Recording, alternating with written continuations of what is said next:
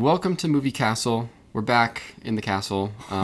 My name is Cooper. Yo, my name's Aiden. Aiden Goo. Aiden Gorian or whatever. Yeah. Yeah. We've been away. We've been busy. Yeah, we have. Yeah. I've been fucking busy seeing flicks, man. Mm-hmm. I've been clocking in. I've been clocking out. Yeah. I've been clocking in again, same day sometimes. Right. Yeah. I've been doing the fucking Lord's work here, and I'm here to report my findings. Yeah. We did the Tubi stuff, and then I did some TV stuff, and now we're back. Yeah. And we're doing a proper episode. We haven't done a proper episode in like 2 months, I guess. You know, if we Yeah. exclude the Tubi stuff. We're talking Mandalorian and Grogu for the first movie of the day. I don't have any games. Well, we you don't have today. any fucking time for games. We don't have any time you for know? games. We're cruising. Here's a game. Yeah. A game for you.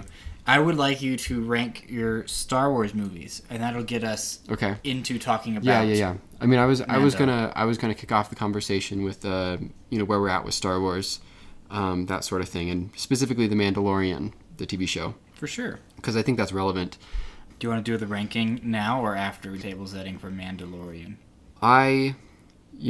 Maybe after, because I feel like if we give away the position of the Mandalorian and Grogu, like people will know how we feel. Yeah. Yeah. So Okay. maybe afterwards. But where are you at with Star Wars at this point? That is, I think, it's still a relevant question. Well, I think that I am very confused by Star Wars right now.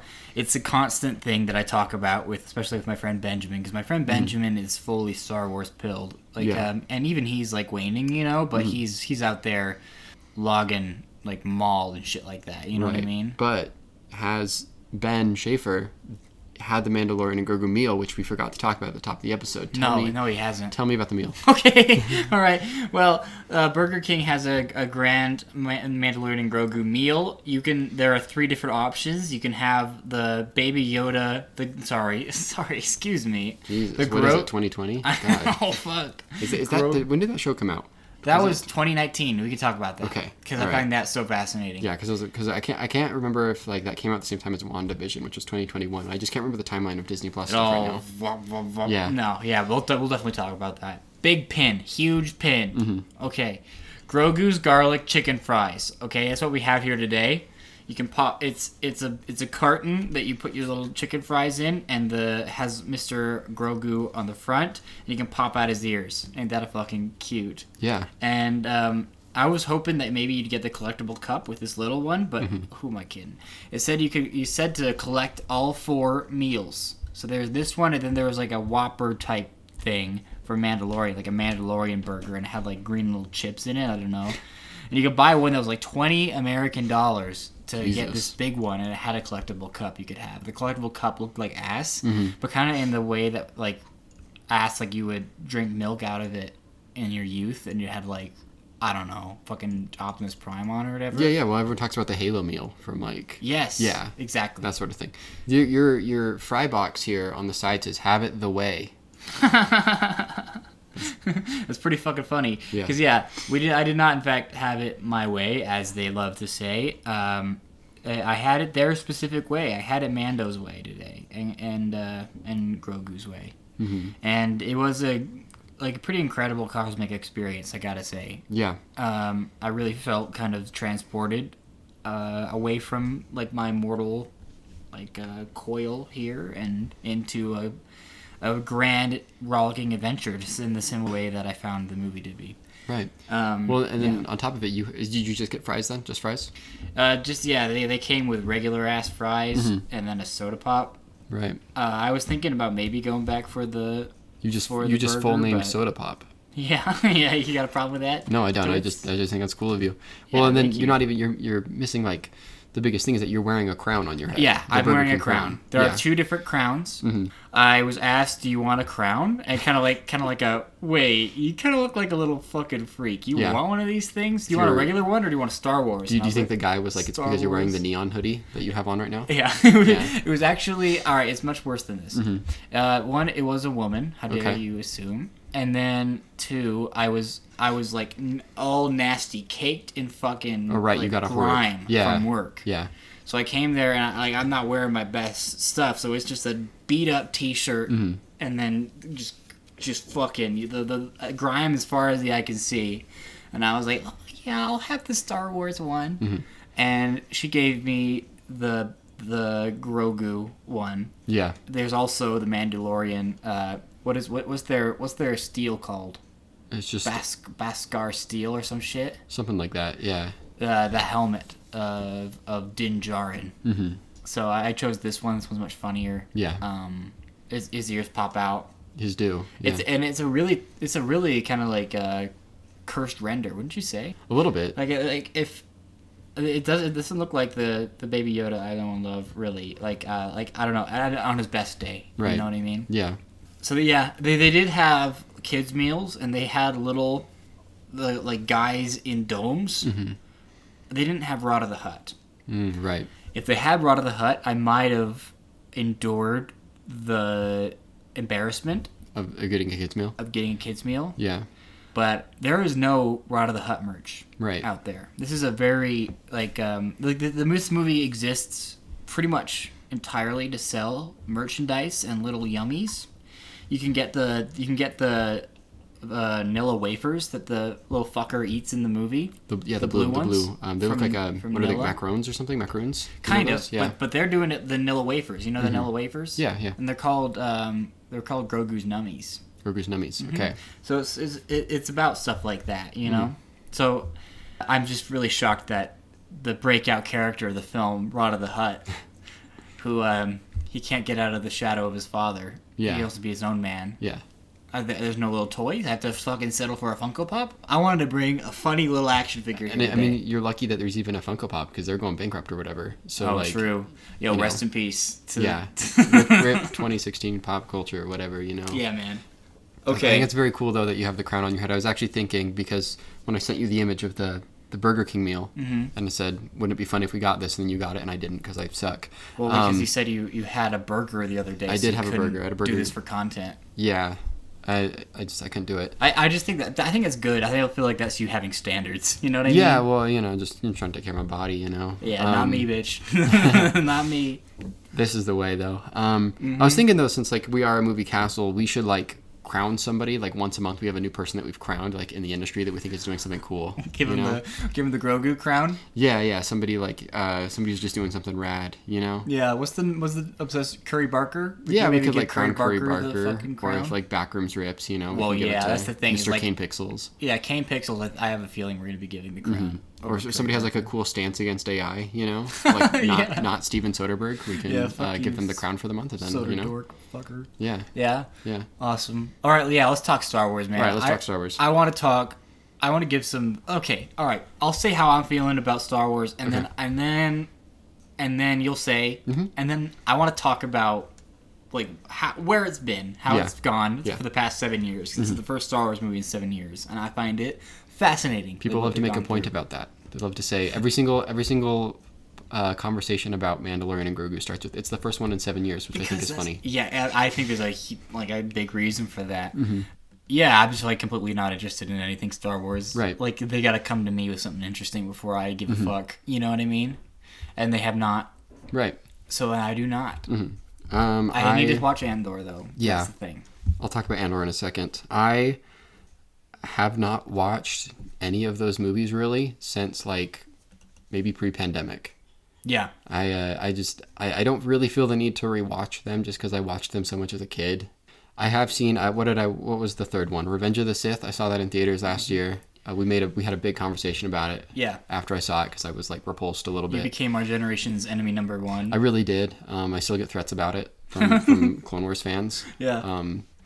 Who think that Padme is a well-written character in that movie, you know? Yeah, they love how it's view of women. Yeah. And then I saw Force Awakens. I rewatched Force Awakens last year, and I thought that was fine. But I haven't seen like the OG trilogy in a long time because I just don't really feel the need to. And I think in my mind, the OG trilogy is still like great. Yeah. And everything else I don't really care for. I like Rogue One though. I like that one too. I don't know. Yeah. Rogue One Defender. But I have I don't know. The Mandalorian I stopped after season 2. Yeah. Which I like the first 2 seasons, and I think the second season's a little weaker, but like I think the arc of the character works, and probably should have been the movie. Yeah. And then the nail in the coffin for Star Wars for me was Book of Boba Fett. I said I can't do this anymore. Yeah. And I was around the time I quit Marvel like TV shows religiously too. You know. You could go on from that point, it's self-harm. Yeah, exactly. And then I have started watching Andor. I started watching Andor like 2 months ago, and I'm not through season 1 yet. I'm just very slowly going through it. I think Andor is cool. I'm not blowing my load though. You know, everyone is like, it's the best show of the decade. It's the greatest thing ever, and I understand why people like it. Like, I get the hype, but I also don't get the hype. You know, that sort of thing. So, but I don't know. Maybe once I finish the series, I'll be in a different place, and I will be like, it's better than A New Hope. Yeah, I need to get there. I need to start watching. It's just television, man. I can't. And it also, it's just like, I just can't be. If that came out like a year after like Disney Plus started, I would be all over that shit. Yeah. But it's just hard to get hyped to watch a Disney Plus original television show at this point. Yeah, unless it's like Wonder Man or whatever, you know. Yeah. So let's talk about Star Wars a little bit. So. Okay, this is what I find so interesting. So, Rise of Skywalker is on the horizon, right? It's a month out. Disney Plus launches. It launches with the first episode of Mandalorian. They say there's a twist. You watch it, and then the twist is Baby Yoda. Yeah. Aw. Aw. Look how flippin' cute he is. Werner Herzog was on the set of that show. And they were like, he was like, I love this puppet. Big advocate for the puppet. He deserves the crown. Exactly. He deserves the crown for today. Wait, Werner Herzog. I also watched his one of his documentaries this week, so I'll give it to the crown for both of those things. Right. For advocating for the puppet, as well as his harrowing documentary about the Gulf War. Yeah. And then, so they kept the puppet because of Herzog. Good for him. But then that show is kind of incredible and was exactly what people wanted, but because of how small it was, and it was just like, it looks amazing, shot by Greg Fraser. It was this like balm for what Star Wars had become. This big, like, what the hell is going to happen in Episode 9? And it's this little thing that is so amazing because it is completely on its own. You don't have to know anything about anything. That could be your first Star Wars thing you watch. It doesn't matter any of the lore, any of that kind of stuff. It's kind of how Andor is too, a little bit. Yeah, and it's television. It was like, it's episodic with like, they come together like near the end, like the last episode or whatever. But it is episodic, and it is truly trying to be like a Western. It felt unique and interesting and had like characters. You know what I mean? Yeah. And then from that point on, Star Wars has just kind of devolved, and the show became everything that people like were glad it wasn't at first. And then now, and so many projects just kind of fizzled out to the point where now the safest thing that they could think of, I would argue, is also the most detrimental thing they could have done to Star Wars, which is just make a movie version of the show, the one thing that's worked in the last decade or whatever. Yeah. Like uniformly, and make it into the big thing. The thing that was so exciting because it was small and interesting, they've made into this, the event film of the last 7 years. And it kind of felt like they were like, for the past 7 years, just being, we need something that lives up to that. We need a big course correction. And then from what I can understand, they were prepping season 4, and Disney was looking at it as they were looking at all these things that they were doing for Disney Plus at that time, where they're like, we are spending hundreds and hundreds of millions of dollars on this, and we're losing money from it. So can we make this into something theatrical? The same thing they did with Moana 2 or whatever. They've been doing this, like Freaky Friday, that kind of stuff. Then they scrap that. They scrap all of season 4 and then just make something from the ground up. But it still feels, I think they're lying. Episodic? You think they're lying? I do. Interesting. Because they also said that they like scrapped like the lore stuff. Like, I don't know. I just think it's pretty pathetic. Yeah. That they've done this. And it's worse than I thought it was going to be. Really?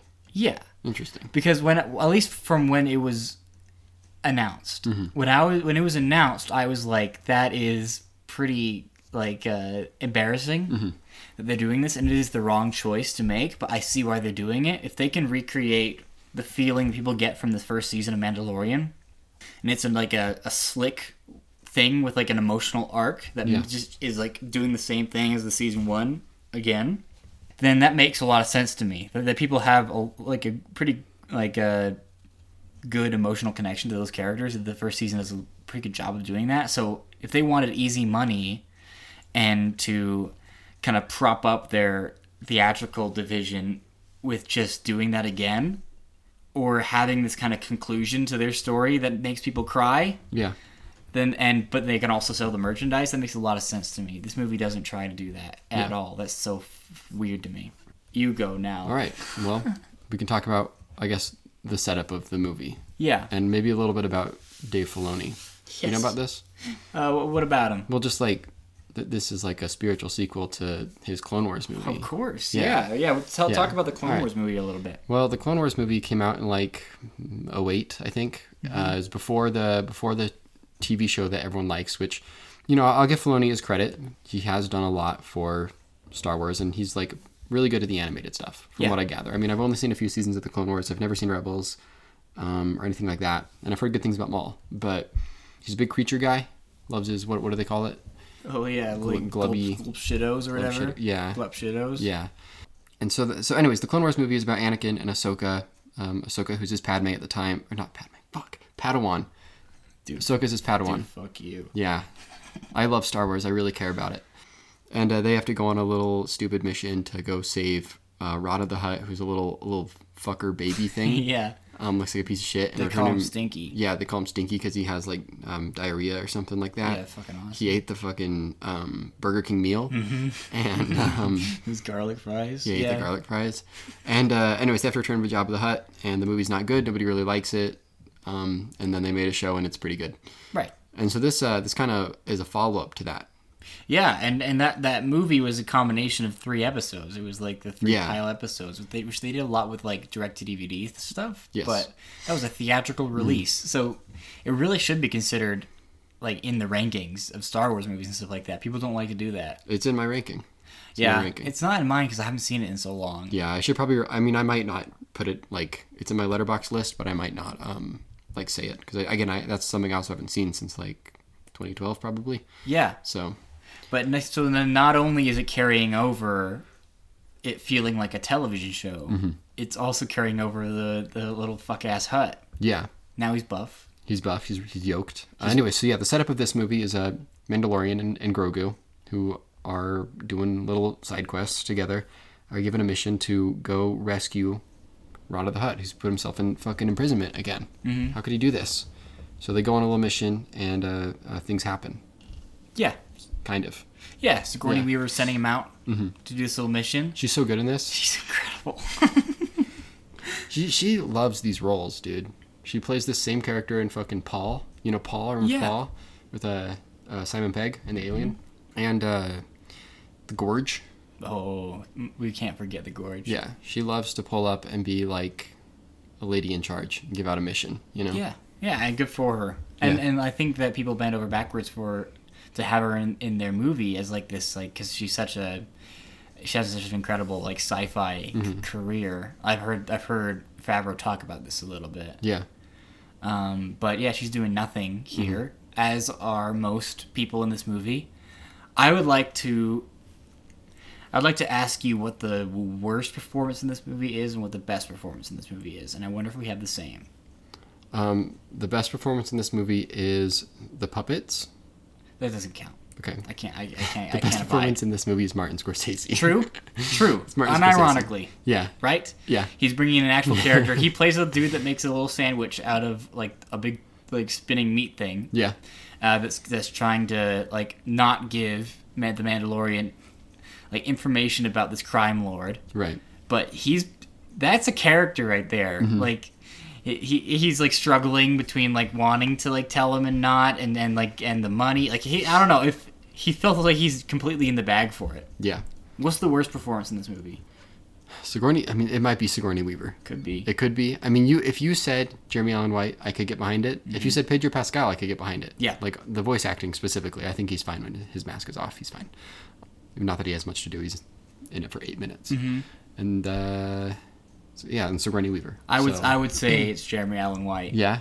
That man recorded that performance over voicemail, man. That man is sleeping his way through it. It was incredible. Yeah. They're putting this like the most mild of like voice effect on him that deepens it a little bit, but he is it. I think that Rod of the Hutt is an embarrassment. Yeah. To like movies as a whole. It was. I couldn't believe it, man. Okay. This is a big Hutt movie, all right? A lot of Hutt stuff. A lot of Hutt stuff. Not what you want. Like I really don't need that. I have a list though. I made a list of 6 things that I think would make this movie better. All right? Yeah, sure. Would you like to hear them? Yeah, I would, man. If Rod of the Hutt was voiced by Jenny Slate. True. If Grogu's name was Chris or Matt. Is this a retcon? Is he like chosen his own name now, or is this? I just would rather see a movie called The Mandalorian and Chris. Mandalorian and Matt would be good for the. What's that called? I know. Yeah. Fuck me. Yeah, Peter Parker, Bruce Banner. Yeah, that sort of thing. Yeah, exactly. I just think that'd be funny. Yeah, if sure. His name was either Chris or Matt or something like that. You know. Yeah, I'll go with you a little bit there. There's not enough normal names in Star Wars. You only got Luke and I guess Leia. You know. You think Leia's a normal name? I know. No, I'm thinking of Leia. I don't know any Leias that aren't named after Leia from Star Wars, but I know I got homies in my group named Luke. You know. Han is not a normal name. You might be right, man. Obi. Mm-hmm. Not a lot of bastards named Obi. Yeah. Qui-Gon. The fuck. Yeah, you're right. Is there Mace? Mace isn't normal. Rex, but that's what you name your dog. You know. Yeah, there are some Rexes. I know. There. I mean, I know Rays. I know Rays. But they're not R-E-Y. They're R-A-Y, right? They are R-A-Y, yeah. What is Oscar Isaac's character name? Poe? I mean, I guess it's kind of Finn. Finn is normal. Finn is normal. Yeah. What are some other ones? Snoke? Yeah, so I'm just thinking, I would really be interested in watching The Mandalorian and Chris. You know what I'm saying? Yeah, man, okay. I get you. I'm more on board with Jenny Slate than I am with this one, but I would like to get to continue. I need Rod of the Hutt to do more exposition. I need to know how his dad is evil and how he is his own man. I need to know. I mean, that was the funniest shit of all time. What does he say? He's like, it's hard to be your own man when you're under Jabba the Hutt's shadow or something like that. I think how much exposition he does in this movie is pretty sad, but if it comes to the point of doing like 10 times more, it's pretty funny. I agree. He was very funny to me. Number 4, the film explained a bit about Hutt procreation. I'm curious. Oh, interesting. Are there holes? Are there appendages? Because you did mention that the twins, they sleep in the 69 position. They do. I think one of my favorite things about this movie is that you go into the little mountain area where the Hutts are residing, and they're just like worms digging through the dirt. Yeah. Which I guess I never thought of Mr. the Hutt. I mean, he's a worm. A slug, you know? Yeah. I like seeing them in their natural habitat. Like he wasn't born on Tatooine. Mm-hmm. Like it does seem like his people would be going through the dirt, and also that leads to a little bit of a spoiler. But did they just like commit a genocide against the Hutt creatures at the end? All we saw were 3 of them. No, there's a bunch of them like crawling around. Shit, I don't know. I didn't notice that. Like when they go in, they were like. The movie just 5. looks so gray and like such shit. I didn't notice. Yeah. All right, continue, number 5. Sorry. Number 5. All right. More racist stereotypes. This is what Lucas was good at. We need to bring it back to basics. Dial it back. It's 1999 we need to honor again. Lucas by giving more racial stereotypes. Exactly. Sure, I'll go there with you. All right. Number 6. If Aiden wrote all the scenes with Frick. True. Okay. I mean, yeah, we can have a little bit of a Frick corner here. We have to. We've built it up. Babu. Yeah, he's incredible. What is the race of the Frick's name of him of whatever? I've heard it before. I can't tell you. These are just Fricks, but they wouldn't be Babu Frick. Like they're not in relation to Babu Frick because Babu Frick is like what 20 years after this. I don't know their lifespan. Are they Frick uncles? Are they uncles of Frick? Anzelian.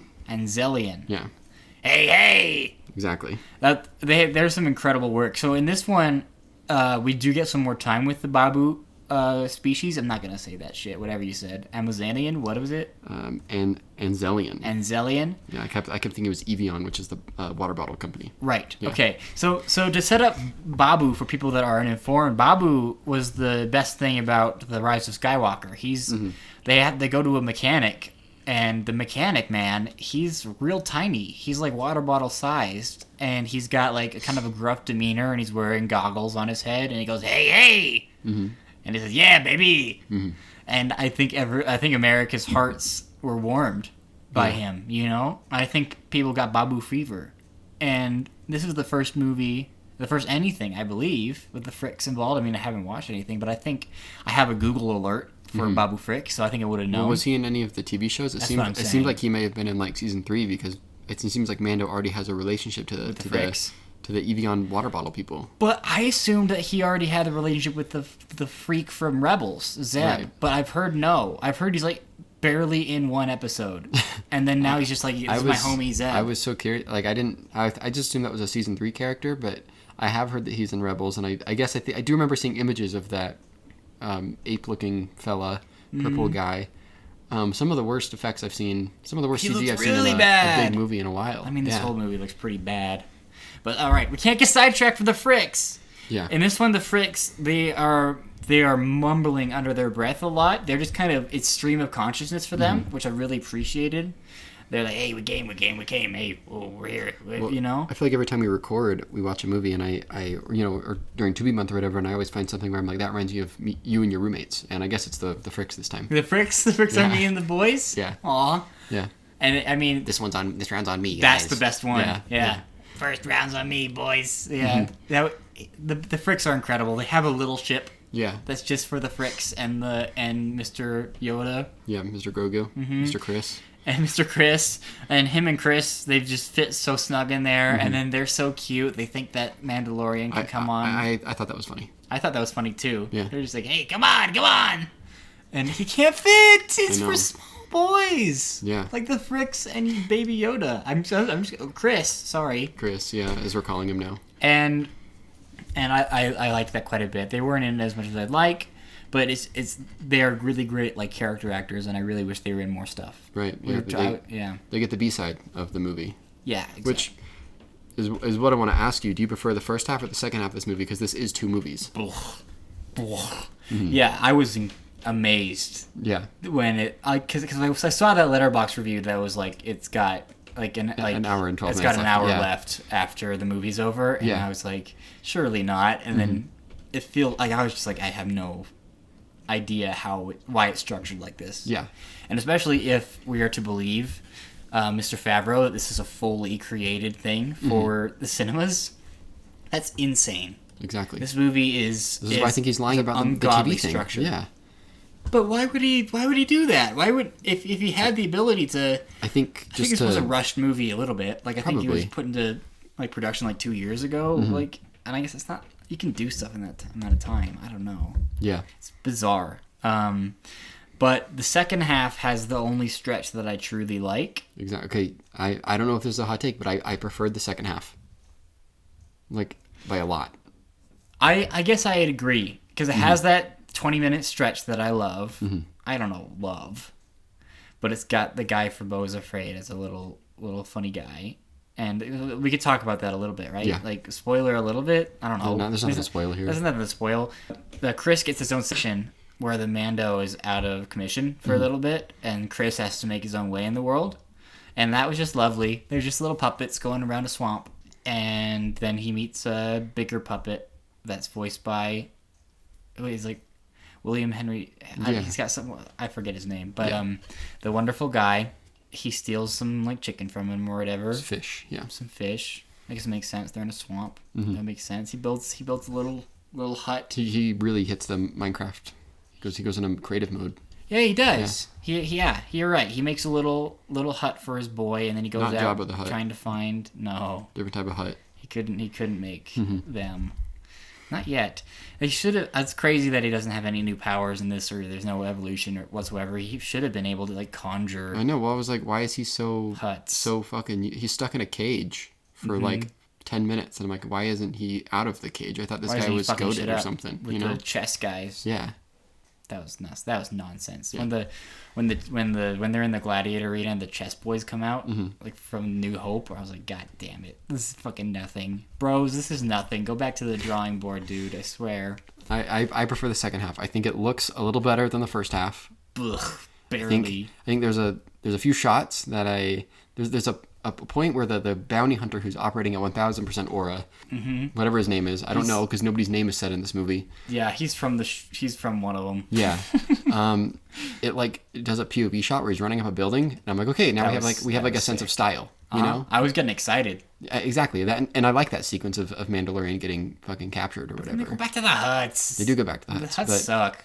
It's like I don't know. I do think the second half has a couple moments where I'm like, this does have style to it, you know? Yeah, it's got a little bit of juice. The snake looks good. The snake looks good. That was kind of fun, and that was the thing where I was like, if I was a kid and I was watching this, I would vibe hard with the snake. Yeah. And that kind of stuff, and those cool droids. I heard that Phil Tippett worked on this in some capacity. Like I bet he made those cool looking droids and stuff like that, and that cool snake. Like yeah, I think you're correct. The first half is funnier because it's got more Rod of the Hutt. Yeah. Action, and it's got Martin Scorsese. And that bald guy that I really didn't like. And Zeb? That's in the conversation for worst performance. Oh, Coin? yeah. Coin? Is that his name? Yeah. What a strange series of events that leads to the discovery of Coin. But yeah, I think you're correct. The last half is better. Mm-hmm. I don't know if that's a hot take, though. I don't know. I haven't seen what... I feel like I've seen people like the first half more, but maybe that's just because it feels... Like, I guess that's just what you see first, you know? Yeah, and it also hasn't beaten you down yet. Yeah, but I really... Like, this was a 1-star movie until the second half. Yeah. For me, you know? I can see that. I think this might be a worse gladiator fight than the one in Ragnarok. Like, this looks worse. Oh, of course it is. Yeah. Yeah, Ragnarok is, like, fun. It's fun, but it just looks... It doesn't look oh, great. yeah, it looks better, too. Yeah. I mean, and that's saying something. Like, I don't think that Ragnarok looked incredible. Like, I mean, it looks a lot better than this. Like, they're building actual, like, sets. Yeah. Sometimes, you know? This movie does not like to do that. Everything seems to be in the... What is it called? Just, wait, what? The volume. In the volume. Oh, yeah. I don't know. They filmed this all in L.A. Yeah. And they're like... Favreau's kind of bragging about that a little bit. Which is nice, you know, giving jobs to the people of LA. Not a lot of things are shooting there anymore, but also you can tell. I could tell this was I could tell that was Hermosa Beach. Mm-hmm. And then I listened to the Blank Check episode on this earlier today, and they say that there's also an anecdote.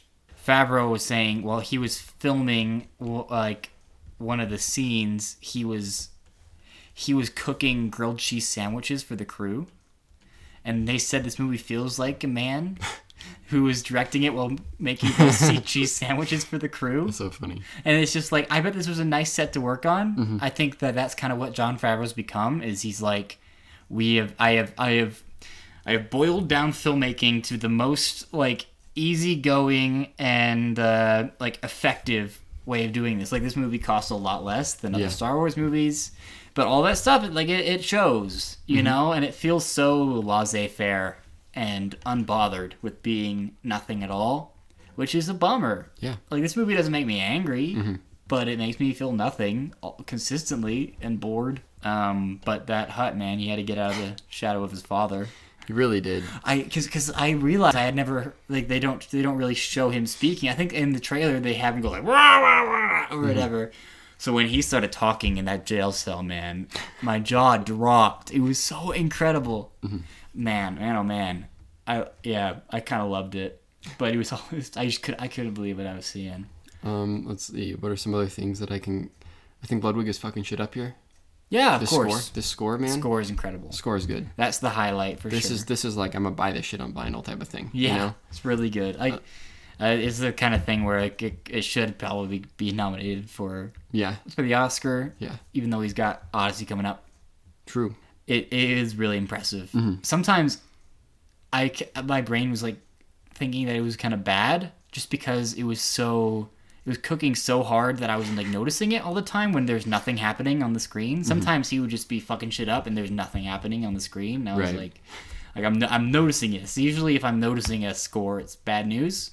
Interesting. Especially if it's like idiosyncratic. Like, it feels like, and this one kind of did feel like that, but I wasn't complaining because like, if it's not fitting then nothing, then that's fine by me. I'd rather that than nothing. It's the first like Star Wars like score to experiment, I would say. We got some like, I mean, it stands out because a lot of the John Williams stuff is it's good, but it's very samey, you know? And yeah, this is, I mean, the Mandalorian score as a whole from like the TV show is very different. Yeah. And there's a cool scene when, I mean, I don't know if the scene's cool, but it's the Fricks, the EVM bottles. Any scene with the Fricks is cool. And you're right. And Chris, and they look down a tunnel, and there's like some like fucking bongos playing. It's like the raddest shit ever. And then the Frick goes, "Big tunnel, man," or something like that. I got a couple laughs in my theater. You've seen this movie twice, though. I would like to know who you saw it with. I didn't. You didn't see it twice? Okay, so we got to talk about Letterboxd. Okay. Letterboxd, it's on site right now. Right. I love you. I love all you've done for me, but right now you're pissing me off. Past couple of days, there's been some major, like... Some outages, yeah. Some outages. Thank God there's not an outage while we're recording. I know. Yeah. Last night, I watched the film Event Horizon with the buddies.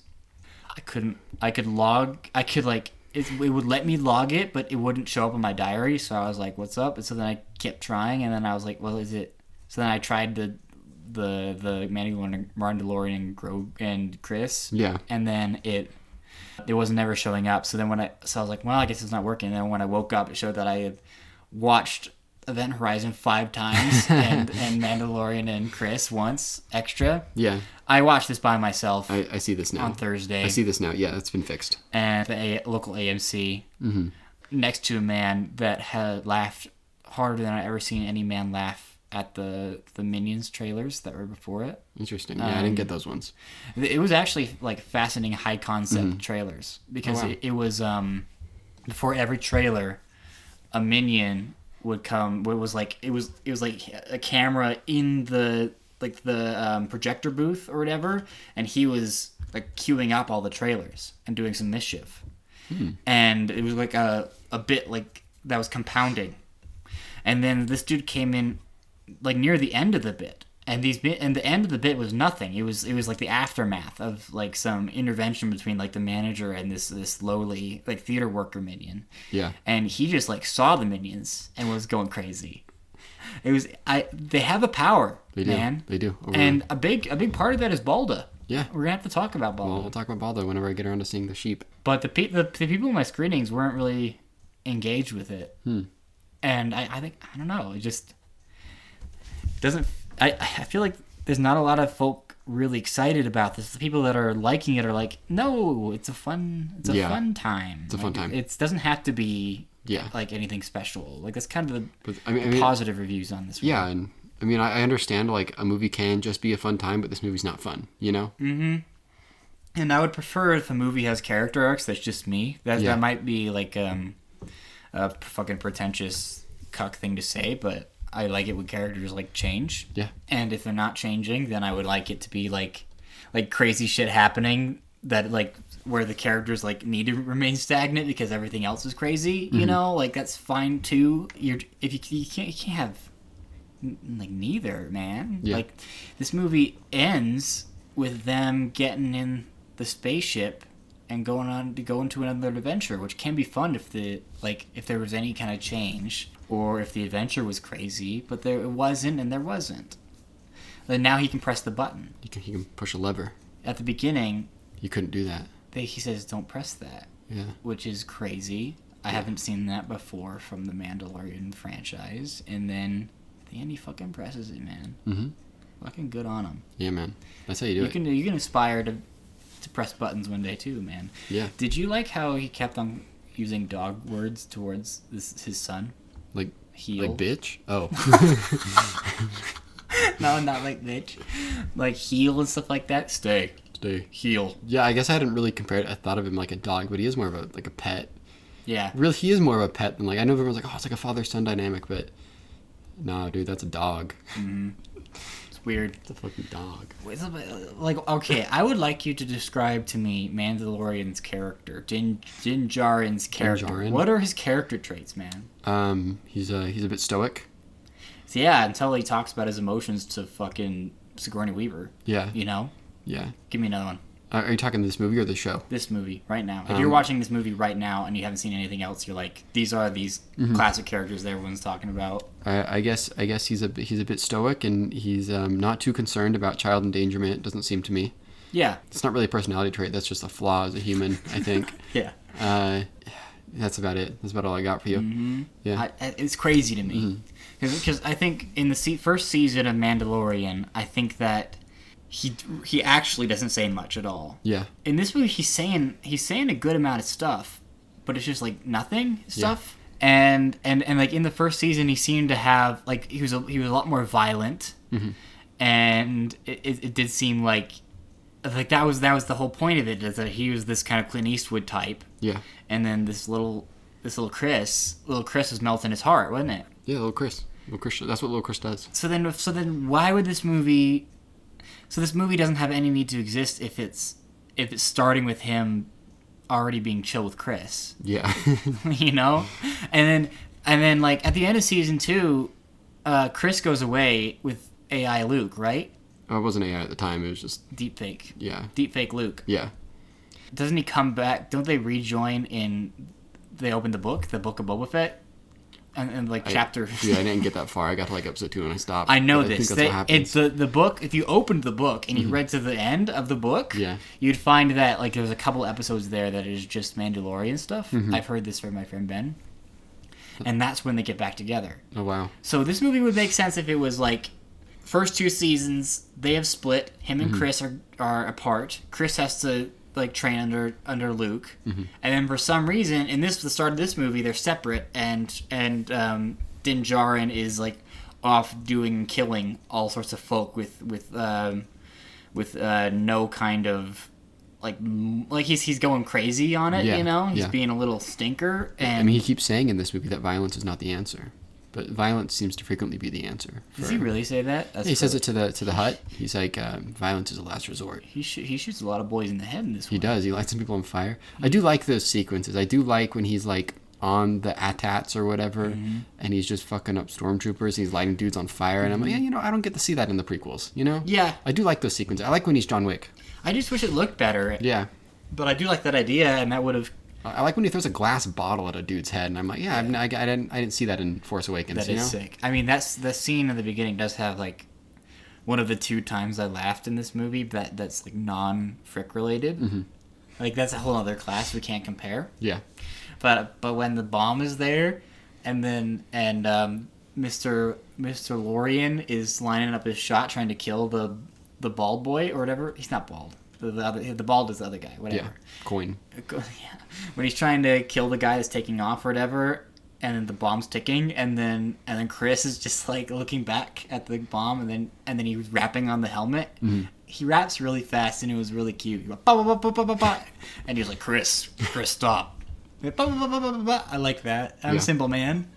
I also liked when he stepped out, like his introduction. He like jumps out, and then he messes up that mouse droid, and I do like a puppet, man. Yeah. But this movie didn't have that many puppets, and the puppets that they did have, like the fricks, I feel like were like composited poorly. Yes, I completely agree with you. A lot of people are praising some of the puppet work, and I'm kind of just like, it looks a little funky. It's basic. It's basic amounts of puppet work. Like they should have, if they were real gamers, they would have fucking had Martin Scorsese be a puppet. They would have had the fuck-ass hut be a little bit of a puppet. The purple monkey dude. Purple monkey dude. Oh yeah, Zeb. Zeb. Yeah, dude. Come on now.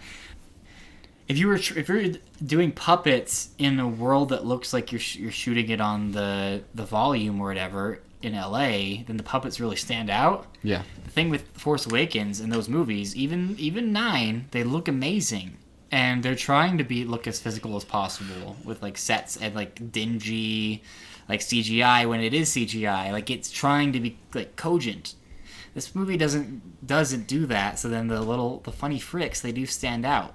Yeah. They kind of look like in Labyrinth when they're tossing the head around or whatever. The little red guys. Yeah. Is this the only Star Wars movie? And correct me if I'm wrong because I can't really remember Solo that well. That doesn't open with like a space shot with a spaceship going over the camera? Because all Star Wars movies open with that. I guess Solo opens with he's like in a Oliver Twist type thing. Like he's like on the ground. So maybe Solo doesn't.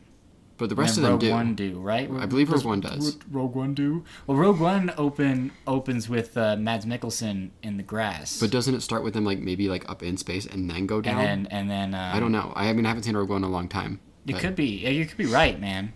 Does that piss you off? I'm just saying there might like be a trend here.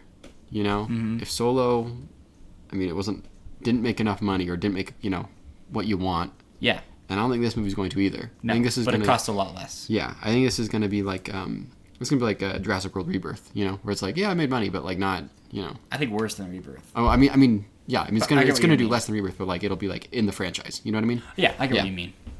I'm just saying, maybe it's good luck if you open your Star Wars movie with a spaceship. I think give the people what they want immediately, man. When my friends asked me if I was excited about this film before I saw it, I was like, well, yeah, sure. There's gonna be spaceships. Little fucker's gonna eat a cracker. I don't know, you know? Yeah. And it took this sweet time giving me both of those. Yeah. He does eat a cracker though. Little cookie, little num nummy. Eats a few of them, and then Rada, whatever his name is. Oh yeah, not Rada loves the. He ate a couple of them too. I don't know, like if that. I'm so curious about the Hutts because they're not like that explored from what I gather. You know. Yeah, but they don't have a real race name. They're just called the Hutts. The Hutts. I just want to know how they're a mob boss. How does that cracker affect his metabolism? He's so yoked. Is that like does he have a diet? Cheat day, eating the nummies. Like I don't know if I imagine at this point there's some sort of like social media that's been added to Star Wars, some sort of like way that they have like a quote unquote internet or something like that. Flip flop. And I just feel like Rada probably does like like video like influencer type videos where he's like you're still doing cardio. Is he in the manosphere? He's in the manosphere. That's exactly. Awesome. That's what I'm saying. That's so sick. But if he's voiced by Jenny Slate, it'd be a lot cooler. That would be a lot cooler.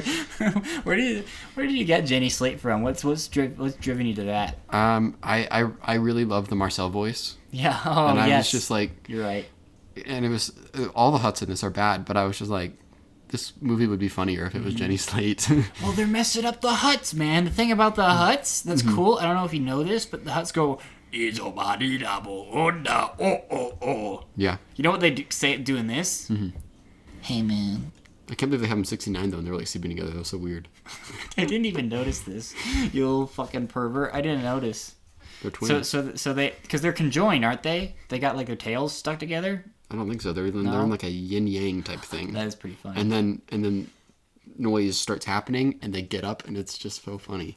This is such a funny movie. I'll have to run it back because I have to actually go see it again. Yeah, be ready to be on the lookout for the Hutt 69ing. Yeah, the Hutt 69ing. Yeah, it reminded me a lot of when Momoa and Jack Black do it in Minecraft. Oh, that was awesome. Yeah, good stuff.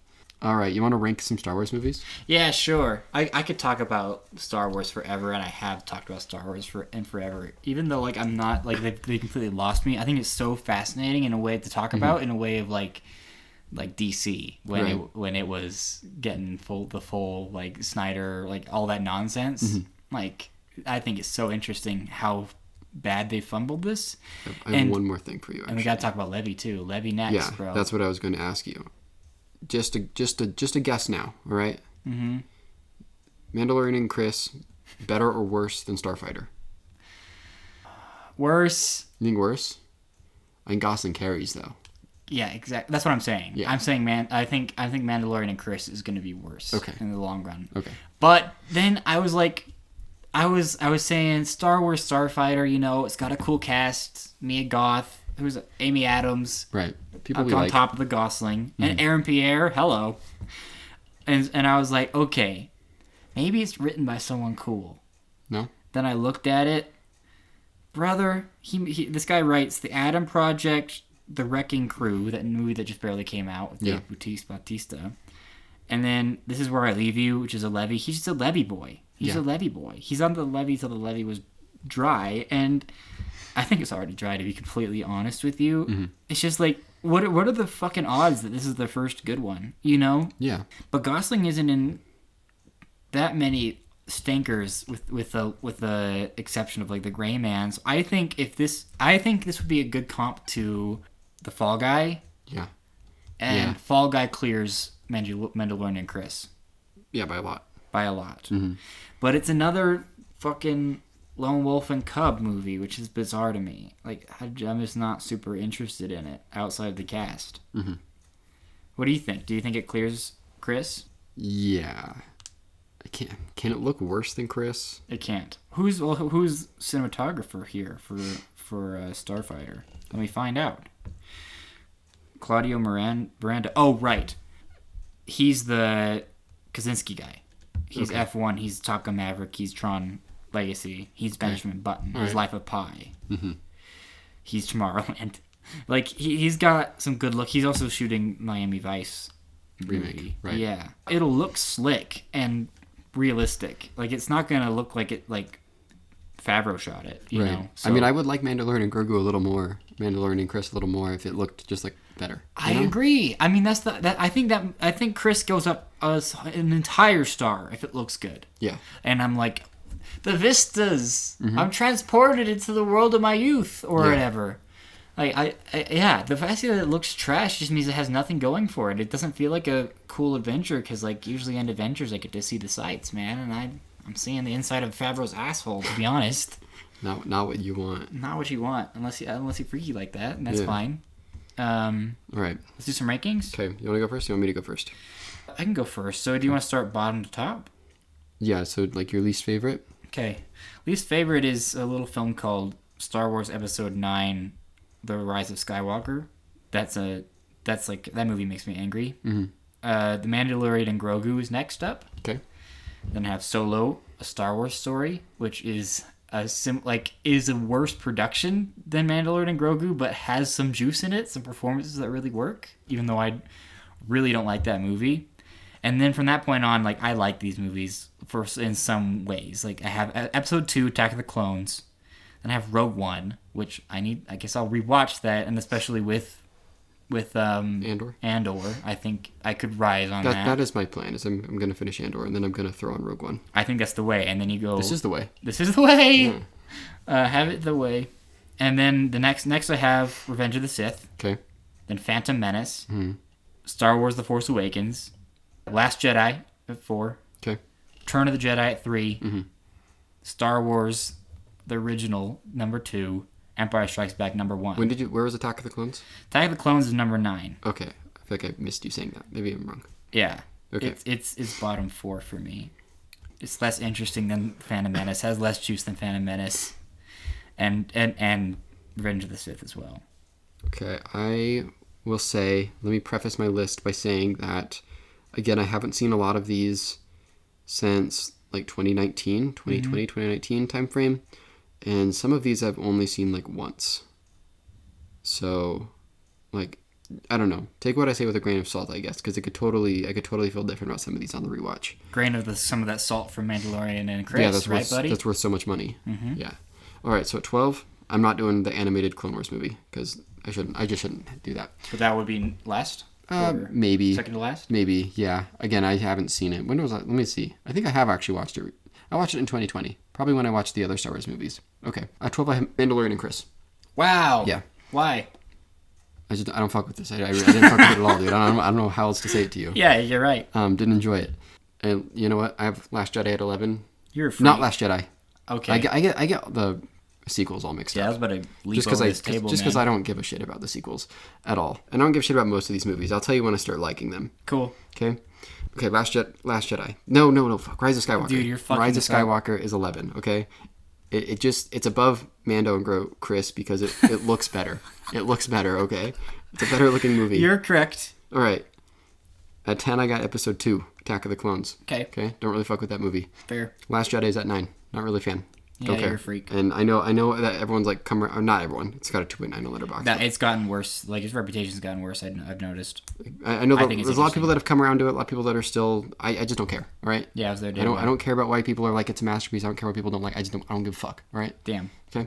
I got Solo at 8. Right. This is a bad Guardians of the Galaxy movie. That's what I think. That's my take. But you got it like 3.5 out of 5. Again, I haven't seen this movie since it came out. Okay. I probably liked it in high school. All right, at 7, I got Episode 3, Revenge of the Sith.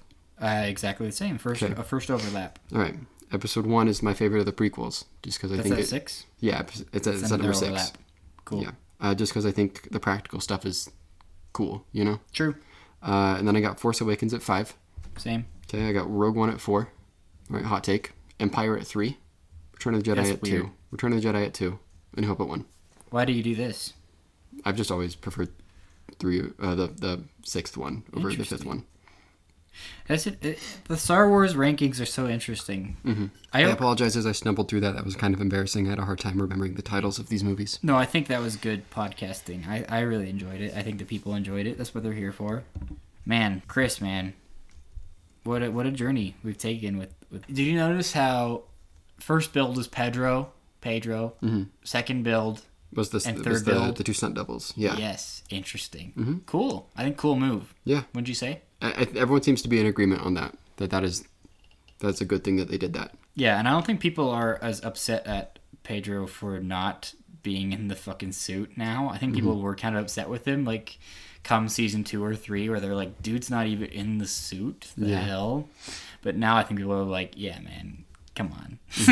Do your 5 days, whatever. Bro's busy being in 2 Avengers movies in Eddington, so. Yeah. I'd rather he do Eddington and Materials over Than this. be in the suit the whole time. Yeah, I agree. Yeah. I'll even take Mr. Fantastic over this, so. Yeah. Yeah. Yeah, I guess I would too. Do you think Doomsday will be better or worse than this? That's a great question. It has the higher percentage chance of being a complete fiasco. But I think it'll be better. Yeah. It'll be at least more interesting. Okay. All right. Let's talk obsession, man. Let's talk obsession. The people are obsessed. The people are obsessed.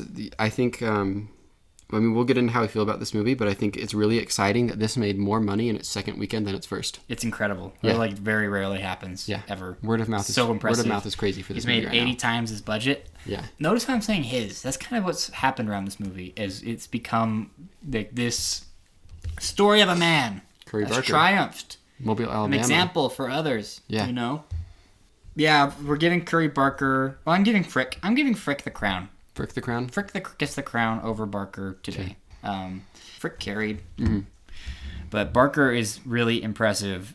This is a movie that you probably already know about. You probably have already seen. It's kind of broken through to the mainstream in a way that you wouldn't have seen coming from a Focus Features horror film. That doesn't happen. Yeah. But this like really blew up out of, it was South by, right? I think it was at South by earlier but I remember hearing about this last year. Like TIFF or something? When this played at, so this premiered at TIFF in September, and then 2 weeks later it premiered at Fantastic Fest, which is where I heard about it. Copy. Okay. Yeah. So this has been on my radar since September of 2025. I think it got bought at South by, I think. I think so. Yeah. But this is about a young man who has a huge crush on his friend. Yes. And she does not feel the same way about him. He's too much of a little bastard to tell her. And so then he snaps this one wish willow thing that he gets from like a place where you get the gemstones and the such. And wishes that she would love him more than anyone has in the whole entire world. And then she does. And maybe you shouldn't always get what you wish for, huh, bud? It's pretty careful, smart. Huh? Yeah, that's right. What did you think about this film? You and I are kind of on the same page of being a little lukewarm on it. And everyone, this is currently in the Letterboxd top 500. Which is kind of ridiculous. Yeah, it's got a 4.2. People love this movie, and you and I are just not quite there with it. Yeah, I've done a lot of thinking about this film and myself in relation to this film over the last, week and a half, 2 weeks. Yeah. I had a couple of existential crises about it. Yeah. Because this is not the first time that I've been completely... just kind of out of the loop of these kind of pet movies from our generation and our peers that really excite us. I don't ever have this happen. I don't think. Really? Yeah.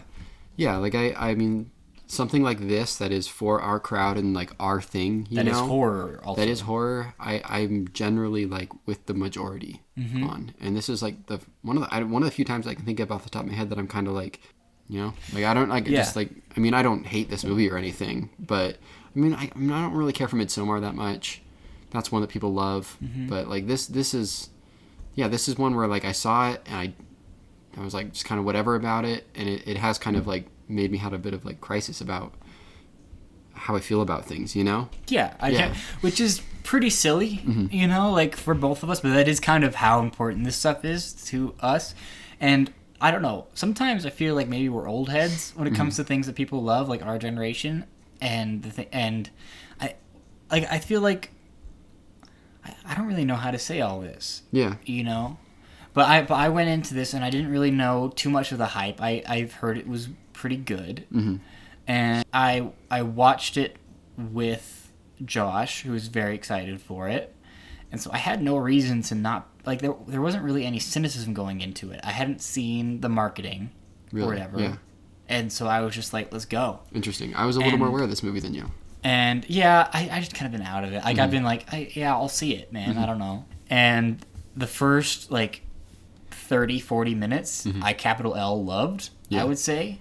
I thought it was really clever, the setup and how they were characterizing everybody. I thought it put all the pieces in place. And then it has a scare in it that was, like, one of the best things I've seen in a horror movie, like, in a long time for me. That got me really excited, which is once they are, like, on the bed the first time, and then she snaps out of it for the first time, and she's, like, so terrified, and she jumps back. Yeah.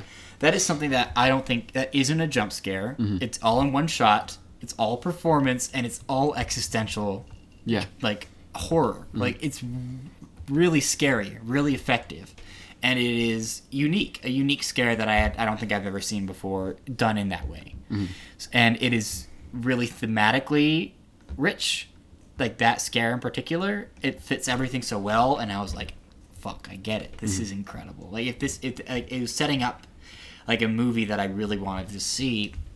And then after they get to a point where they keep saying, spoilers, that the only real option he's got is to kill himself, then I'm like, well, that's the end of the movie. How are we going to get there? Yeah. And when the movie also is just like, this character knows without a shadow of a doubt what is happening, and then we also know that we need to get to the spot where something with suicide happens, then that middle section, or like most of that movie, is a kind of sags for me. And the scares get a lot less unique. It goes more into, like, just possession kind of stuff in a way that I thought really didn't fit the themes as well. It just kind of... I felt like it just lost it. Yeah. And it lost me thematically and with the scares and stuff like that. And it felt like he knew how to start it, and he had this great idea, and I loved the ending. And then I feel like the movie loses itself in the middle there. Yeah. And so then when it came out, I was just like, it's a 3 stars. Like, I really loved the first little bit of it. And then we had a good conversation about it, and then... How did Josh feel about it? Did Josh like it? I feel like I follow him on Letterboxd. I don't think I saw his review of it. He liked it a lot better than me. Yeah, he really likes this filmmaker. Like, he had been watching his stuff before. I think I was familiar with him. I haven't seen like Milk and Cereal or The Chair or whatever, but I think I've seen like his like comedy stuff that he's done. Yeah. Yeah, I think I'm kind of in a similar place. Let me ask you like a fun question. If you had a One Wish Willow, what would you do? Would you get another Mandalorian meal? Yeah, I think so. I get the $20 one. Yeah. So I could have a collectible cup without paying for the $20. Right. I think that's the good call. How about you? Barbarian 4K. Yeah, that's a good answer. That's a really good I do answer. like when he asks for $1 billion and it starts falling from the sky. That was pretty cool. Yeah, I thought that was funny. Yeah. I thought that was funny. Yeah. Yeah. Well, do you have any? You have any general thoughts? No, well, I mean, I feel pretty similar to you. I think I find this very interesting, like what it's about, and I love this type of concept, this sort of Twilight Zone type of thing. For sure. And like, I find the characters interesting and their dynamics, and I think this is a great movie about inner friend group dating and how it destroys friend groups. But it's all my issues with it are the scares. I find like 50% of them to be pretty obnoxious. A lot of them are loud noise. Which I find cheap. The Uncanny Valley stuff is cool, where she's like moving in reverse and like she's doing all sorts of crazy stuff, which we haven't shouted out. I mean, we don't need to shout out her name. We do, but like it's not a new take to say that the girl that plays Nikki, what's her name, Indy? Yeah, very good. But I do differ. I don't think this is an all-timer performance in ways like people are saying it should be like Oscar. To me, like all-timer. Like Oscar-worthy horror performances are things like Toni Collette, Hereditary, Lupita Nyong'o, Us, that kind of thing. And those movies are an actress or an actor completely game and also has like really incredible material to work on. Yeah. And I think that if it continued at the pace that I thought it was going to, this would be an all-timer, but I just think that she is not given a lot of specifics to do. Yeah. Like, especially in the back half, it is... pretty broad. She has an incredible control of her body and face. Yeah. and there's so many like really incredible moments in it, but I didn't really feel consistency in how the power, like the curse kind of worked. Yes. And like an inner logic with this character. And I've talked to some people like after I saw it that kind of kept convinced me on some things about it, like that maybe some of the things like where I was like, I think what's so fun about this concept is being like, how would this actually look? Because they established that this isn't like a monkey's paw thing where it's just like it's going to be fucked up, like no matter what. Yeah. If you ask for $1 billion, you'll get a fucking $1 billion. If I get Barbarian 4K, it'll be there. It won't be like a twisted copy. The Barbarian 4K isn't going to fly out of the case and cut my throat open. Yeah, exactly. Yeah. So then the thing about what makes this scary is that this is a guy, like many guys, who I think act like nice young men, and then would really all they want is a woman without agency. He wants to date ChatGPT. He's a ChatGPT user in this film. Like, I think there's a lot of really interesting things to say about that. And so the horror of it is like this guy getting what he wants, and then it being like a weird abstracted version of that. And I feel like for the first like big chunk of it, it does feel like the natural, like how it would play out. Like it all makes sense. Yeah. And then it gets to a point where I'm like, I don't think she cooks the cat. It doesn't track for me as something that someone that would do that is like so in love with them. Like the jealousy stuff I think is perfect. The stuff of her waiting at the door, that makes sense to me.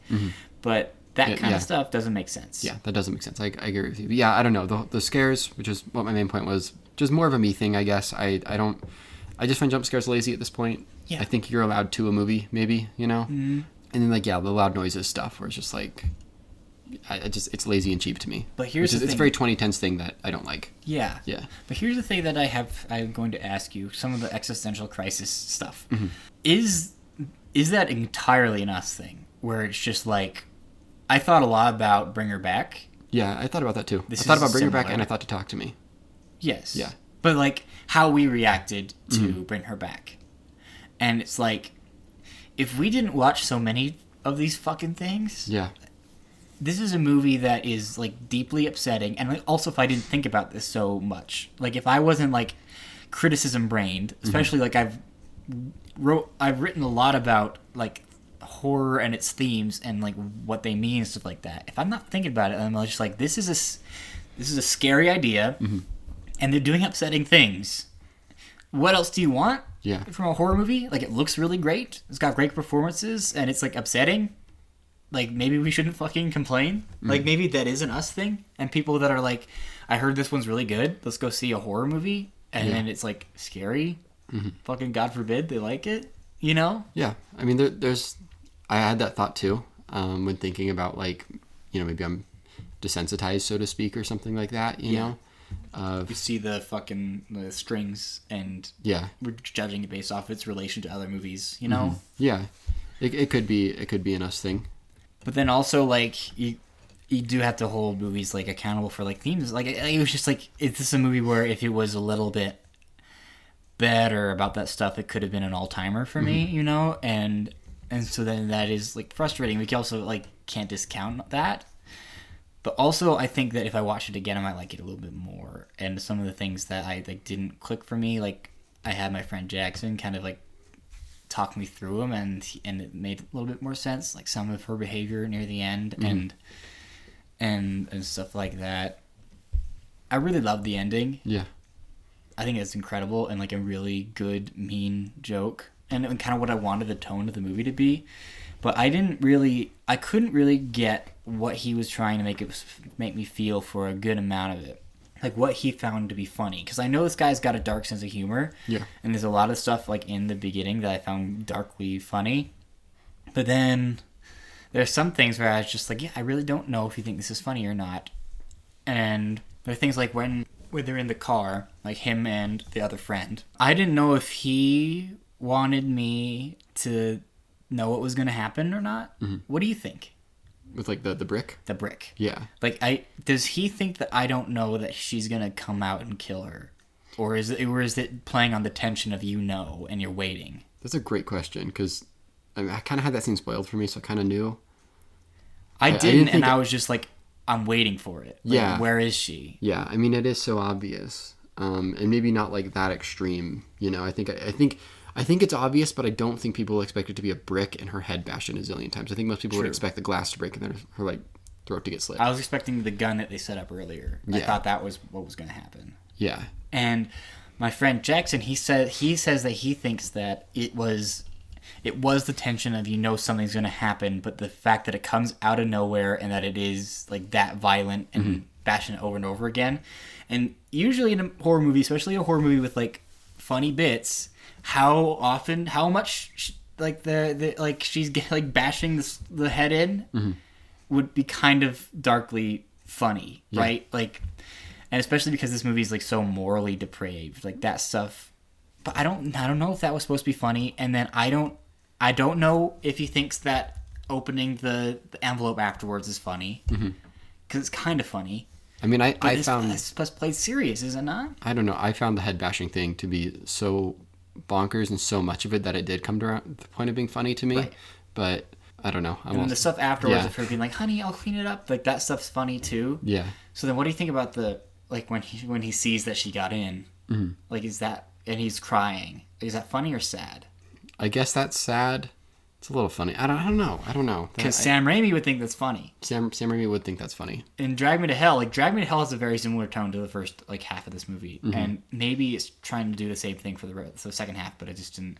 And then after that, which I found very kind of like tragic and sad, they do jokes. They go to the store and there's bits. Dude, I didn't like that. I didn't like that scene. Me neither. Yeah. And I was like, well, what are we doing here? I know. Something about the way that it like was filmed, like it completely felt like a different movie. And that guy's performance at the register, like something about it, man, just really rubbed me the wrong way. Yeah.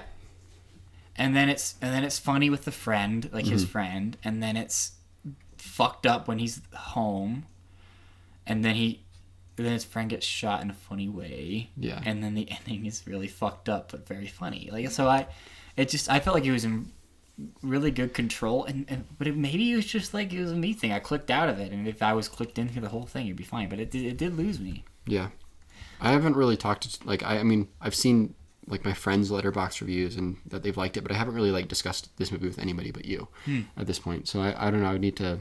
My good friend Shane, who I shout out all the time on this show, gave it a 5 out of 5. So maybe next time I hang out with him, I'll have to talk to him about it. Yeah, there's been a lot of 5 out of 5s that I've seen. And I don't know, I think it just works for people. And it's maybe speaking to the feeling. And I wonder, because this movie's kind of working for two parties. Yeah. Like, and how they're viewing it. One is this is an existential terror about a woman being forced into this kind of a thing. Yeah. And her being behind the eyes the whole time. And then the other side of it is, if you've, like, clingy girlfriend... scary. Like, this kind of relationship is scary. And I feel like they're separate people. Probably, yeah. That's from what I've talked to people about. People were like, damn, yeah, that relationship, those relationships are scary. And I wouldn't want to be in that. Yeah, and I'm like, bro, she's trapped. Like, that's the scary part to me. And so that might be good for its reception, but I think just like a bummer for me. Like, I really would like it to be more specific on a thing. Yeah. But maybe it's better. I don't know. Maybe this is something that's like, you know how all the great critics, and I am calling us great critics. I mean, it takes a lot to be better than Siskel and Ebert, you know? But we've done it. We do it. We do it every time. Every time we meet in the castle and we have the microphone, we do it. We fucking trounce those fuckers. And they're old. And they are so accustomed to ways that things are, that when, like, the things that the people like, like, it doesn't click with them. They see it for, like so we are listening pretty exclusively to 40-year-olds talk about movies. Yeah. I don't know about you, but I know some. Like, I know some of what you listen to. But for me, it is pretty exclusively 40-year-olds talking about fucking movies. And that's all, like, and those are the people that I watch movies from and all that kind of stuff. Like, the people that are growing up on social media and on YouTube and that kind of stuff, they seem to have different tastes. Yeah. I mean, it makes sense. It's a generational thing, you know? It is a generational thing. But I just think they remind me a lot of Curry Barker, and that interview was very interesting to me. You listened to that? Yes, the Big I did. Picture? Yeah. Because he's not a dude that really watches movies, it seems like. Mm-hmm. Which we've talked a lot about people at film school that are of a similar mind. Yeah. And so then I'm like, maybe that's good. Mm-hmm. Maybe it's good that this guy, he grew up on the Michael Bay Texas Chainsaw Massacre movie, and he's getting the keys to Texas Chainsaw Massacre. Right. And he's a dude that's like, I know what I like. I know it looks cool. I know it feels interesting to me. I'm not really beholden to the history of film or whatever. Mm-hmm. Maybe he can make something new. Maybe that's what these kinds of franchises need. Yeah. And maybe we're just not that kind of like a movie watcher, you know? Mm-hmm. I don't know, but I don't know if that's like a super crazy statement or not. Yeah. But we've been circling this a little bit. At least I have. Yeah. About things like, even smaller things like Eternity or whatever, where it's just like there is a dissonance between like my peers, a lot of whom I respect, and us. And I don't know how much I should think about it. But if we are trying to analyze these things, it does make sense. Especially like you're a writer. Yeah. Like it does make sense to like grade things on a rubric of things, especially the things that we love and watch or whatever. But then if something is breaking that rubric, does that make us like not qualified or a little bit at a disadvantage when addressing it and what it's doing? You know what I mean? Yeah, I know what you mean. I don't know. Yeah. Just for fucking food for thought, I guess. No, I know what you mean. And yeah. Interesting movie. I'd like to watch it again and see how it goes. It has raised in my eyes, I guess. It's gone up to a 3.5. Yeah, that's right. I'm between a 3 and a 3.5, and have it at a 3.5 just because I do, like, I can't deny that, like, I mean, she's good, but I think the other performances are good too. Me too. And I can't deny that I find the characters interesting, and I do find there to be a lot of nuance in what's happening here, and the situation, and the arguments maybe made to support Bear or something like that, you know? Yeah. That there is substance here. The stuff I find annoying is just a me thing, you know? So. Yeah, it could be. And it looks amazing. Mm-hmm. Do you agree? Like, I think most of the time it looks good. It looks... I just think it looks on par with most modern horror movies for me. I guess so. There was some stuff like with the eyes and the way they're shooting darkness and stuff like that like really looked like good, and it comes out of that kind of YouTube like sexy sleek cinematography kind of style that like I'm seeing from a lot of film majors and things like that. It does feel like something made about our generation from our generation, which we don't have that much of. Yeah. I mean, it's going to start happening more and more. Even with the way they're portraying the friend group and stuff like that, it felt like pretty true to how like it feels. Like, and it's a little TikTok brained. It's a little bit of this, a little bit of that, in ways that I find really interesting. So we'll see how this like ages, like both with like each like our own taste, as well as like if this is like a thing where it sticks in the like top 500 for a little bit and then dips. It's gone down. It's gone down a little bit. Right, like how is this going to be a Hereditary type thing? Mm-hmm. Or is this, I could bring her back? Yeah. I mean, it's already not like a Bring Her Back, though. Like, just the way that this has made double Bring Her Back's money. For sure. This is more of a Talk to Me. Yeah. It's probably higher than Talk to Me. Mm-hmm. I think undoubtedly, right? Let me look. Like I think it's made more, it's going to make more than Talk to Me. I think Talk to Me made like 100 million, like around there. I know, and Talk to Me definitely didn't do that in like 2 weeks. No, it didn't. This movie is already at like 85 or whatever. Talk to Me did 92.2. Didn't even get to 100. Like, this is blowing past that. Yeah. And is during the summer, you know? I mean, we are going to have Backrooms eat its lunch. Probably, yeah, definitely. Like, at least it's going to stop its journey, like, around this weekend.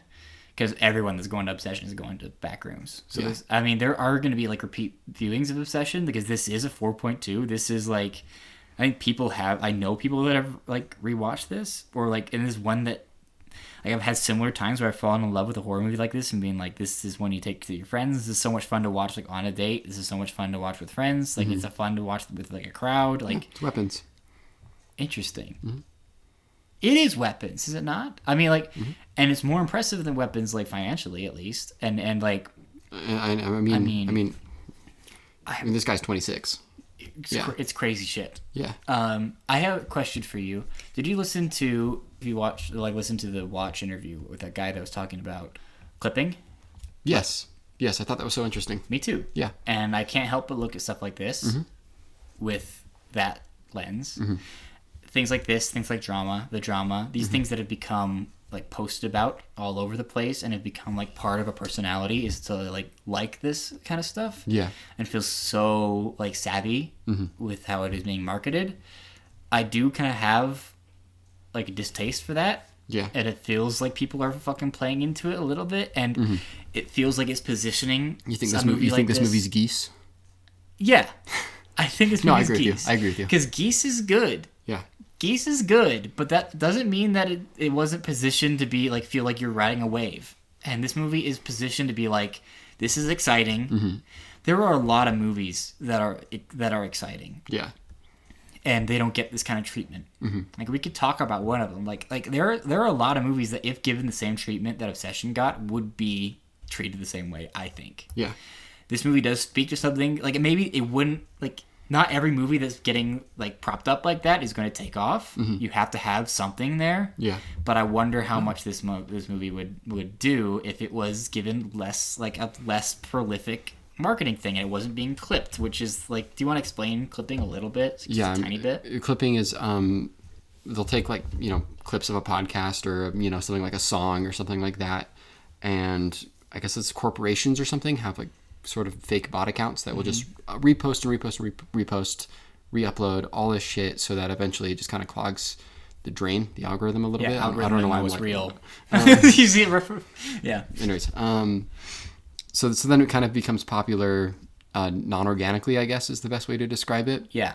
It's less about like giving someone a product or like subliminal, like just one brain. It's creating a new reality. Yeah. Which makes sense that people would have figured that out, like the algorithm, and it kind of makes sense that like if you were a marketing team and you're not doing that, then you feel like well, what the fuck are you doing? Yeah. Like what are they gonna like rely on morals? What the fuck, you know?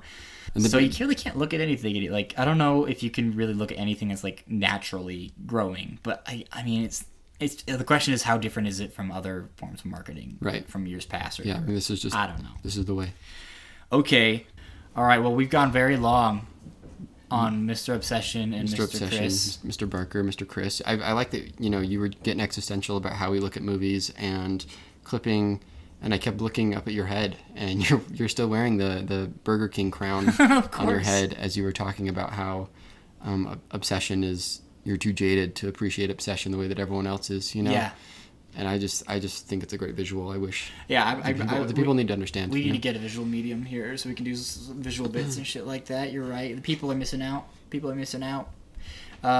don't usually have crowns, even though we are kings of the castle. Yeah. We're just kind of about that, like being kind of humble. We're like we're not so different. Yeah, well, I mean, this is why we're giving someone else the crown. Somebody else is being honored. Yes. And it's Babu Frick, who's not. Babu Frick's not even in Mando. It's just his people. It's his uncles. Yeah. I feel kind of bad about giving it to the Frick and not Curry Barker. Not Curry Barker. I'll give it to Curry Barker, man. All right. Okay. We have like 30 minutes, right? Yeah, we have like 30 minutes. Yeah. Okay. So I would like to dive back into both of them just a little bit. Okay. Just a little bit chop a little bit off. Mm-hmm. I want to talk about Barker. Let's talk about Barker a little bit first, and then I want to talk about like what Mandalorian and Grogu movie will do for Star Wars, and like what it's going to do to like the youth of our nation, like if it'll do anything. Right. But then first, I want to talk about Barker and his future. His new movie. He has another movie coming out, and then he has TCM, right? Yes. Because the new movie that he's already filmed is something that he wanted to do with his buddy who's in this movie, and came up with him in YouTube. Yeah, his name's Cooper Tomlinson. And they've been wanting to do this movie like since YouTube days of them being paranormal investigators, like fake paranormal investigators that like accidentally stumble into some real shit. And then they've gotten like people like Bryce Dallas Howard on board. Aaron Paul. Like, but is Curry Barker and his buddy acting in the main two roles. Yeah. To me, this sounds like ass.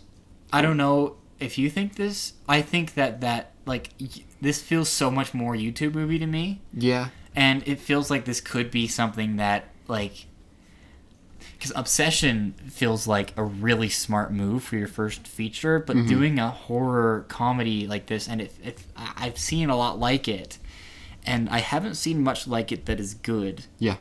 It feels like the wrong decision that a 20-year-old would make when it comes to like his next feature, and I wonder if people will follow him there. I hadn't really thought too much about this movie, but yeah, no, you're right. It does feel very, very YouTube-y, and I mean, I don't know if it sounds like ass to me. I'm not gonna write it off like that, but yeah, no, I know what you mean. Yeah, It's just so interesting to see like what. I mean, but he had no way of knowing that Obsession would do what it does. No, you know. Yeah, So, for sure. So I can't entirely like, if it's a dud, you know, like I can't put that on him too much. It feels very relatable to me. I was like, this feels like a decision a 26-year-old would make, like as a thing of like, I want to make this with my buddy. It feels like a Shudder movie. Yeah. It feels like a Shudder movie. Exactly. Like I don't think it sounds like true ass. It just is surprising to me as like the second movie from this like Midsommar makes so much sense. Like it feels of the ilk of, and I don't know how this is gonna go, but the premise does sound so Shuddery. Yeah. And that is interesting to me now that this guy is kind of a major and he's gotten like a franchise gig and all that, and then he's got this like thing that he's like doing not out of obligation but like as a thing that he's been wanting to do for a long time with his buddy. It's just so fascinating, and I can't think of another person that's like this, especially like the acting in it thing. Like you made a breakout hit, you established your name as a director, and the next one you're doing is an actor with your buddy, different kind of genre, like more leaning into the comedy. It's not a super like, it is high concept, but it's not the crazy like it's not going to inspire like a lot of passion like the Obsession concept does. Like I just think it's interesting. His career is going to be really interesting. Yeah, I mean, we'll see if we'll see how the TCM stuff works out. He seems like a smart cookie. I think he knows what to do with it all. And then Grogu. Do you think the kids would like this film? Like, who? Because this is actually getting a pretty strong audience score. Yeah. It's like an 88. Like, Solo got like a 65 or something like that. So the people that are seeing it are like, fun. Yeah. I mean, my audience seemed engaged with it. I mean, I don't know any children, so I just have no way of gauging that sort of thing. I mean, only thing I can think is that, like, this is like Mario, you know? Where, like, it was a fun time at the movies with the family, and it killed 2 hours, and I'm not going to think much about any arcs or if this means anything, and, you know, I don't know. Yeah. I thought about Super Mario Galaxy a lot during this. For sure. Yeah. And I think about, like, very similar feelings for both of them, where I'm like, is it good enough for this movie to just be, like, diverting, fun? Like, will these movies last, like, with these kids? Will they be nostalgic about it? Because we're nostalgic for a lot of trash, like our generation is. But then things like Star Wars, like, the prequels are so singular and are treating, like, the kids that are watching it kind of like adults. Yeah. Some would say maybe too much for those movies, like the taxing and stuff like that. Yep. But I think that really draws kids in. Is like dealing with like massacres and the politics and blood and all that kind of stuff. Like very adult things. I mean, all this stuff at a young age. I talk about this frequently. Anytime I talk about comic book TV shows, cartoons that I grew up with, and the ones that I still like, and the ones that I still watch and find value in, are the ones that are more adult. Yeah. You know, and so I think if you're smart and you're willing to have that sort of thing in your movie or TV show or whatever, then it will have more staying power. You know, because I can go back and I can watch Incredibles. Yeah. And I can be like, oh yeah. Exactly. Yeah, and they do Incredibles shoot children, you know? Yeah. Yeah. Yeah. So then, does this movie even comparing it to something like Solo, which Solo does not exist, you know? Like, what will kids, like, take with them? Like, I don't know if any kids will take anything with them from Mandalorian and Grogu. Yeah. But maybe they will. I don't know. And then I mean, this isn't like a good example or anything, but during my theater experience, seeing this earlier today, there was a young girl next to me. I don't know, maybe 7 years old, maybe a little younger, who was just running around a lot. Yeah. And that's so annoying. I hate that. Really awful theater etiquette from the parents, whatever, do something with your kid. But like, I don't know, man, that's always a sign to me that the movie's kind of boring if the kid's like getting up and doing stuff. Yeah. And it's just like, it is such a home run, like straight down the middle, easy fucking wanko. I don't know what that word was. It's a new word. Wanko. That's what we do on this podcast, and that's what Siskel and Ebert never did. Yeah, exactly. They don't have they didn't have the fucking balls to say wanko, bro. Yeah. But it is a straight down the middle home run wanko kind of a thing to just be like, this little dude is proving other people wrong and like showing he can do it, And this movie's not interested in even that. Like, I think that's such a easy things for kids to lock into. So having him maybe like fuck shit up at the end, or have to like completely rely on his own and not have Mr. Mandalorian, or maybe they kill the Mandalorian. Maybe they kill Din Djarin, and then Mr. Chris has to like do it by himself. But how are we gonna make season 4? Exactly. Yeah. And then it's just Mr. Chris cannot evolve at all, because Chris, we're looking at a little picture of Chris right now. I got a couple pictures of Chris here. Yeah, because you can just look up right from my eyes. You can just take a little journey, just a couple inches up, and then there's fucking Chris. Yeah, and we got the garlic Chris over here. Exactly, garlic Chris. Yeah, they don't want to ruin. I think they said in the Blank Shack episode that people were kind of like, I don't know, when they called him Grogu. Mm-hmm. That's true. I remember that. Because he was just like, well, he's Baby Yoda. Bro, do we even like Grogu? And that was just giving the motherfucker a name. So, like, it would make sense to them that they would be like, don't let Chris do anything. Don't let Chris do anything but eat his little crackers. Yeah. And try to press the buttons. Yeah. He can't, like... Those little jumps. Like, it would make sense for him to say something in this movie. Or maybe, like, kill a dude or something. Like, I don't know. It would make sense to me for him to do something and evolve. Like, especially if it's a movie. Like, if it's not going to be, like, broader in scale or scope or whatever, like, make it broader, like, emotionally. Like, it's so bizarre to me. Like, that would give kids an in. Do people, like, I don't know if people go back to rewatch this. I don't think they do. I mean, that's not only like an art thing, that's a business thing. Yeah. Piss off, Filoni. Did you love when Filoni like showed his goofy ass up in the movie? Who was he? Because I know he was in it, but I don't know what he looks like. He look up a picture of Dave Filoni if you want. Like he always wears a cowboy hat. I know cowboy hat. Yeah. And he just kind of looks like a dude. And then they just cut to him in. He's like one of the rebels. Oh. Like when he's bringing in coin. Yeah. Okay. And they just cut to him, and then he's got like a hat. I think he has a hat too, and his ass is just like looking. Like he wasn't doing anything. He's just like looking. It was such a strange cut. And then he's one of the men in the X-wings. Right. Yeah. I'm recognizing him now. Yeah. What a silly guy wrote it, and he's just like, give me, because like if it was someone else writing it, like you've done so much. That's so Curry Barker coded of you, dude. It's so Curry Barker of you. What are the other directors that put themselves in their own movies that aren't like an established actor already? Quentin Tarantino. Tarantino. But he's never the lead.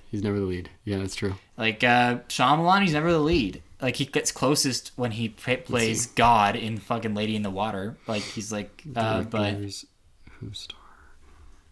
Like Hitchcock's always in the back. Woody Allen. Woody Allen, is that it? Chaplin, Orson Welles, Buster Keaton. He is kind of among them, wouldn't you say? Mel Brooks, Kevin Smith. Oh, Kevin Smith is.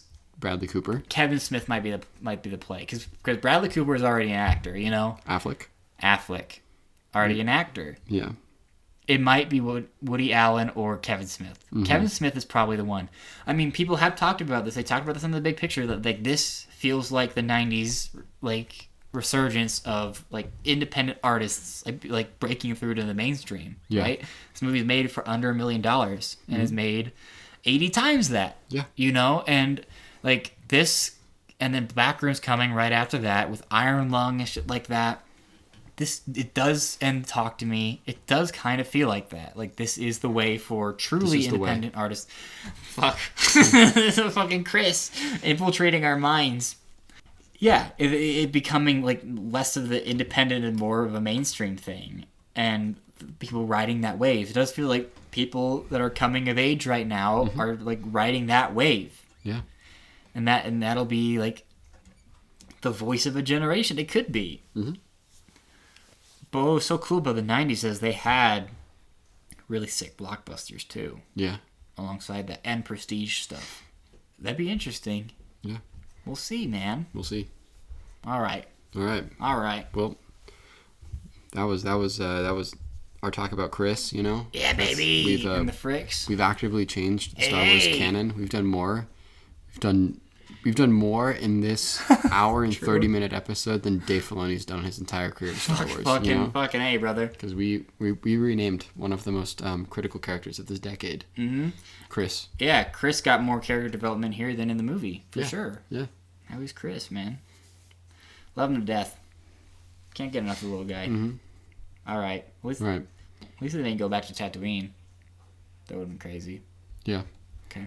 All right, we'll see. I don't know. I guess we gotta catch up on like 15 movies or whatever. Yeah, we'll do our 15-minute movie one next time and talk about Backrooms. Backrooms, yes.